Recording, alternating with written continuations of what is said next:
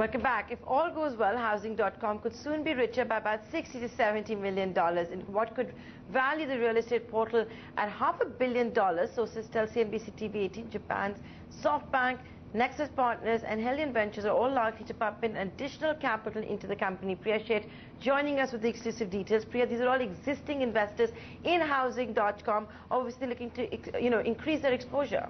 Well, absolutely. Just a few days after the appointment of their new CFO, real estate portal Housing.com is set to raise a fresh set of funds. In fact, what we're learning from sources is that this fundraise could be in the range of about $60 to $70 million and could value the company at close to $500 million. Now, remember, this is an internal round of funding, which means that existing investors will pump in capital. In fact, what we're learning is Japan's SoftBank as well as Nexus Partners and Helion Ventures are likely to participate in this fundraise, and it's expected to close in about 2 to 3 weeks is what we're picking up. Now, as far as what the funds will be utilized, Housing.com plans to utilize these to integrate its acquisitions. Remember that Housing.com has made a series of small acquisitions over the last 1 or 2 months.